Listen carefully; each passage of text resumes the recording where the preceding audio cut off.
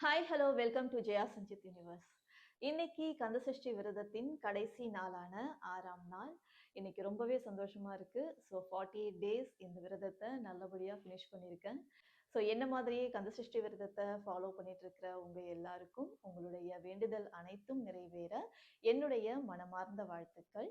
இன்னைக்கு ஈவினிங் திருச்செந்தூர்ல சூரசம்ஹார நிகழ்ச்சி நடக்கும். ஸோ அந்த கோவில்ல போயிட்டு இந்த நிகழ்ச்சியை பார்க்க முடியாதவங்க நம்ம டிவிலையும் மொபைல் ஃபோன்லையுமே லைவ் டெலிகாஸ்ட்ல நம்ம பார்த்துக்கலாம்.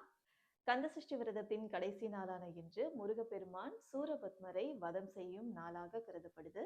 இந்த சூரசம்ஹார நிகழ்ச்சி நமக்கு உணர்த்துற விஷயம் என்னன்னா, மனிதர்கள் தங்களுக்குள்ள இருக்கிற கோபம், வெறுப்பு, பழிவாங்கும் உணர்வு, வன்மம், இந்த உணர்வுகளை எல்லாம் இந்த விரத நாட்கள்ல கொஞ்சம் கொஞ்சமா கண்ட்ரோல் பண்ண கத்துக்கிறாங்க.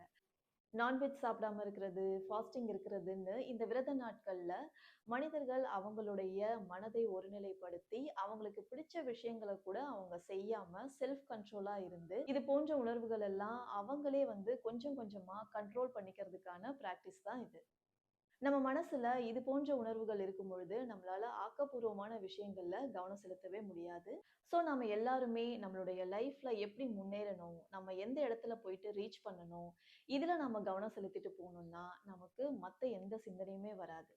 லைஃப்ல ஒரு நல்ல இடத்த ரீச் பண்ணி, நம்மளையும், நம்மள சுத்தி இருக்கிறவங்களையும் நாம சந்தோஷமா பார்த்துக்கிட்டாலே, அதை விட பெரிய விஷயம் இந்த உலகத்துல எதுவுமே கிடையாது.